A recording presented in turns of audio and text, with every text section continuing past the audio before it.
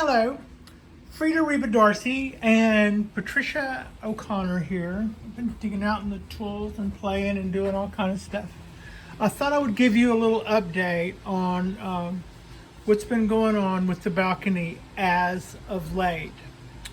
Some weeks ago in one of the other videos, somebody commented on the trees, and I think they said they liked them, but they also mentioned that their landlord would probably evict them.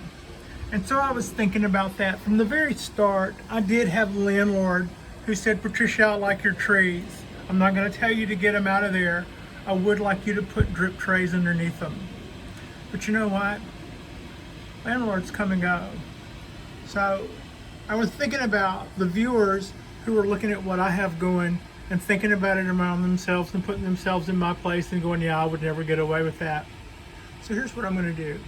I'm going to put myself in your place. And we're going to make a few changes, and we're going to see what I could do if I had to adhere to the things that a lot of people have to adhere to. In other words, I'm going to increase my space up here, and I'm going to no longer rely on my shelf being level with the rail there. I'm going to bring my stuff back. I'm going to drop my shelf here. I'm going to bring it down so that if we ever have an earthquake, my stuff can fall in, but it cannot fall out, and my stuff will no longer be anywhere near the landlord's rail. That way, if I get a different landlord, and I probably will before, that just people will come and go.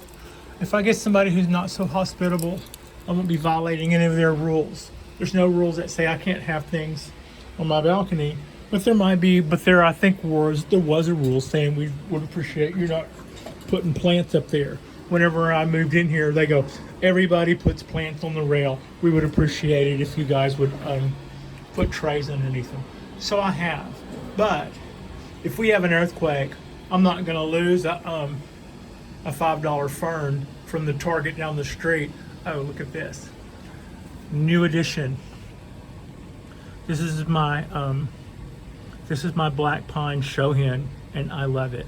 Anyway, it's at risk in a way because we could have an earthquake, and this guy and this guy and this guy and this guy and this guy could all go over the side. So I'm going to bring my rail, which is a 2x10, I think this is the 2x10. I'm going to bring it down, and as some of you are aware, I use these scaffolding jacks as supports for my rail here. So by unscrewing that big nut that you see there that sticks out on either side, I can just bring this puppy right on down. Now here's what else is going to be new. The distance between this edge and this wall is 4 feet 3-ish. So I am going to purchase a 8-foot long, 2-foot thick, 12-inch wide rough cut board like this one. I'm going to ask the boys at Lowe's to cut it in half, which will give me a 4-foot board, 1 foot wide, to come here to here, and from here to here. Remembering now that this rail is going to be lower, but it is now going to wrap around. It'll be 1 foot wide here, and it'll be down here, and it's going to go there and just going to wrap all the way around. And to that end, I have 8 more of these scaffolding jacks on the way. They've already been ordered. They are due to be here a week from today. We'll see. Now, these are large planters that originally, when this started off as just a decorating exercise, before I got my bonsai addiction relapse. This was all stuff that was just supposed to hang out of the rail. I had some jasmine, I had some bougainvilleas, and I had some honeysuckle. So I'm taking all of that out. Oh, and I have some more wisteria.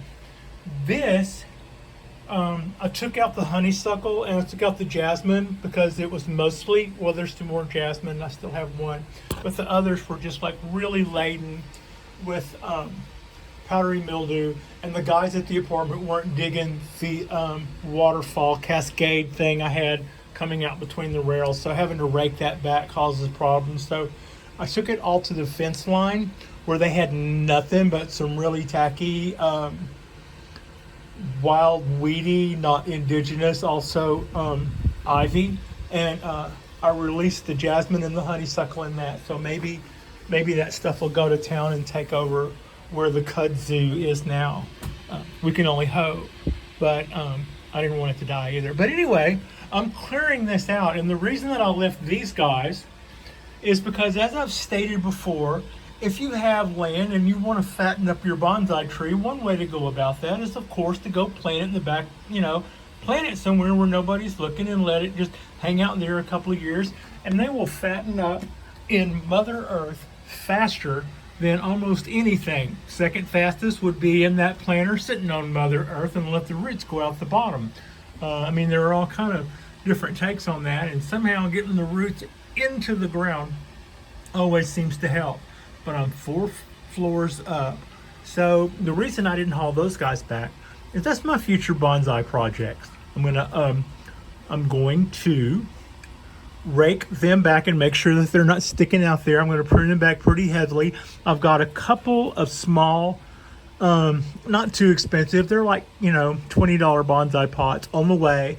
And I'm going to turn those into a couple of bougainvillea, red bougainvillea bonsais. And then I'll probably do something with that jasmine and then just clear all of this area down here out and have more room. But then we're also going to have this shelf. So this is all going to wrap around. Now, earlier I had a maple that was growing just fine right here. It was going fine until I pulled a shenanigan.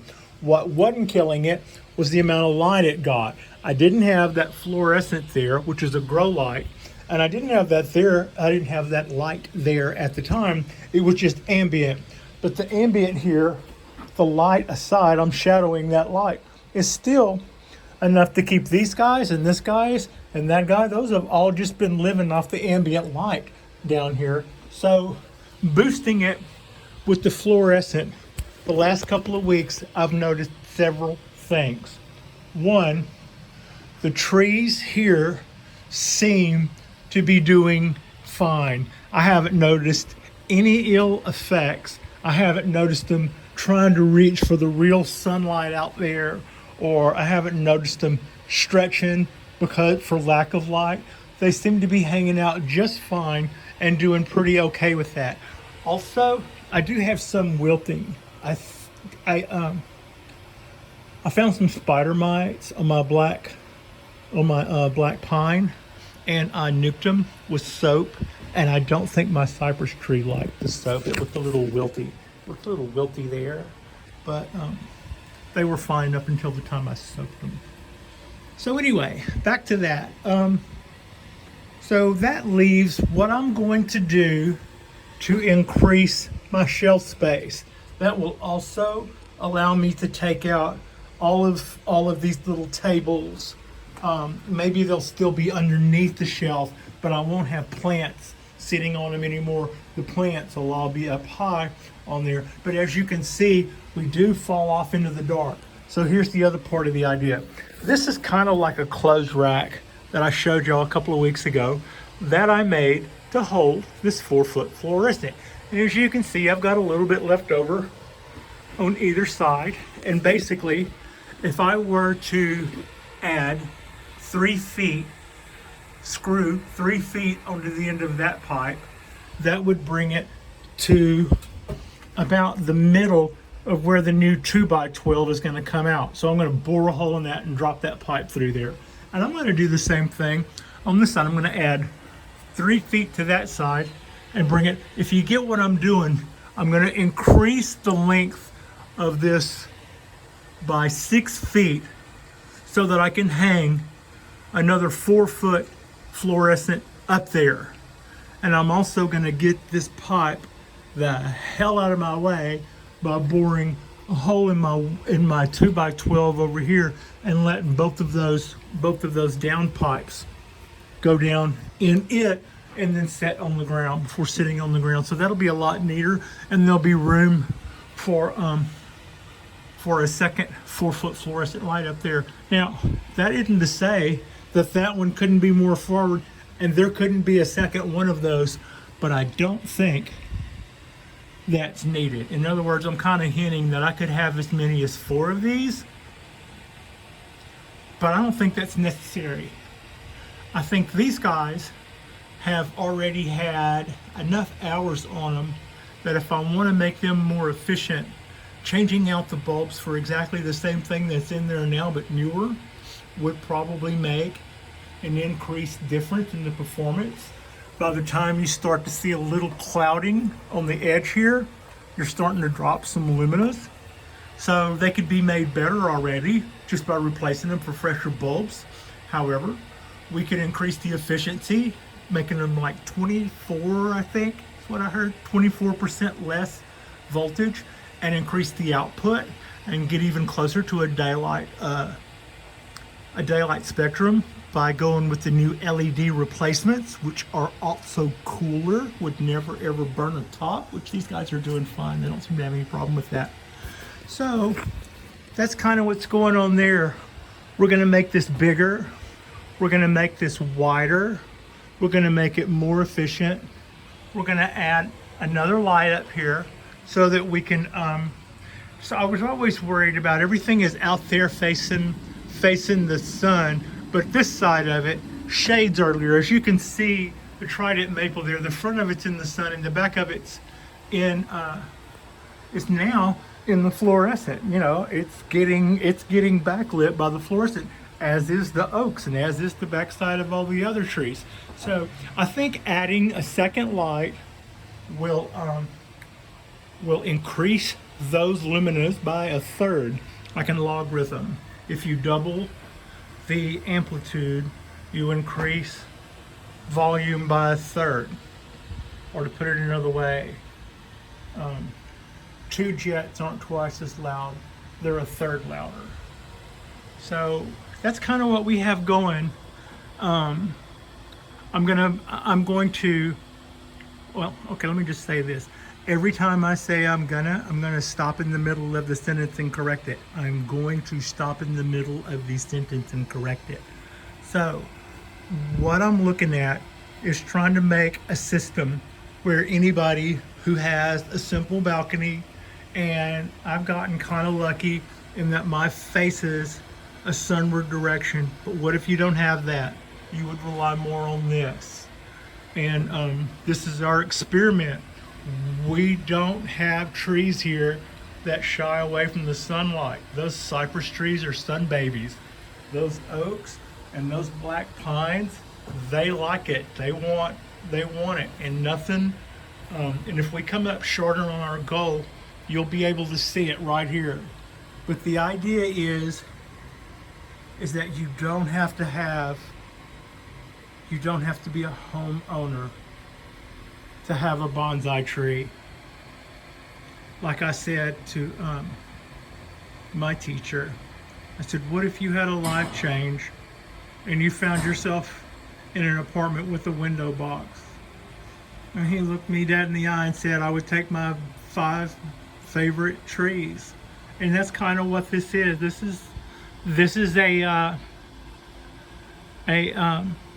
site for us.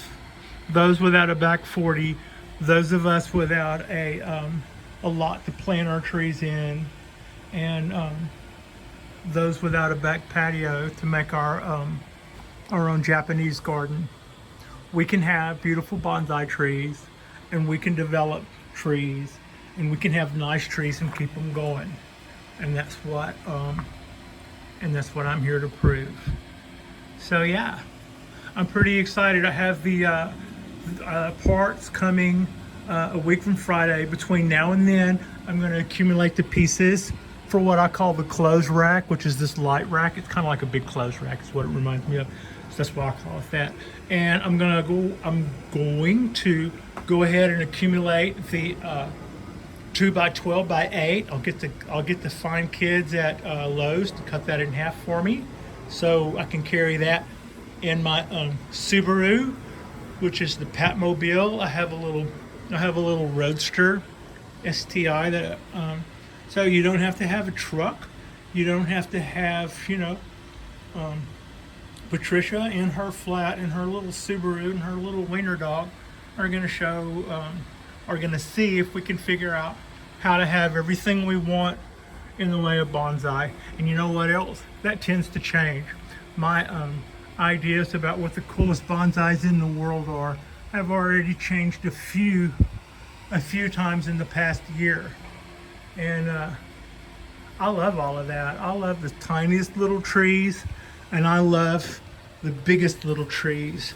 I finally, after transplanting about 4 or 5 little oaks that I keep finding around the apartment, I finally got one before the weed eaters did, and it looks like I think it's gonna live. So that's my little happy oak. That is my new 2-year-old black pine, and this is my literati bald cypress, and this is a cutting that has rooted for the bougainvillea, one of them that used to live down there. I just kind of pulled it up and threw it in there, and then those are too small to pull up, so I'm just going to let them hang out there for a minute and see if I can stand them to get a little bigger before I really decide I have to have that space. The ones on the other end are fatter. And again, I think I showed you guys this black pine. I love this little thing. I would say it was love at first sight. And then here's my Cork Bark black pine, and I'm gonna get even more. I am going to get even more involved with it, and because I've learned that I've made a few mistakes since last time. I did some of my candle pruning, but I saw where I had missed some, and I was also shown something else I had missed, and I also found out that I didn't realize it, but I had missed an opportunity to feed it. I had let that blow by before I realized that I had already let that window come and go. But we still have good color, and we got away with it, but I'm going to tighten my act up on that. There was a time when I should have been doing things, and it was during a difficult time. That was when I lost Rosie, and I might not have been totally on my game. I didn't realize I thought I was, but I didn't realize to what degree I wasn't, and it kind of caught me, and it kind of caught up on me. It showed on my black pine, but I've learned from those, and this tree is so exceptional that I think as long as I do learn from it, it'll be no harm, no foul. That's kind of what I'm trying to say there. And my coastal oak is happy, and my dawn redwood is happy, and that is the little lemon cypress that someone left in my car after a Christmas party that I should be nicer to. I'm sorry, little tree. So yeah, these are the wisterias. That's the fusion wisteria. It's gotten a lot greener just from the feel coming off of that fluorescent. And this is the other one. It's, as you see, it's got all of those are going to be next year's blooms and stuff. So it's really, I'm pretty excited about the way that all came out. And then, as you know, I've patented her big bald cypresses. So we're all pretty happy about what the future brings, and we are going to be doing more of this, and we're going to be doing it bigger and better on the Bonsai Balcony. Like and subscribe, and ask questions, and Keep watching. Thanks for watching.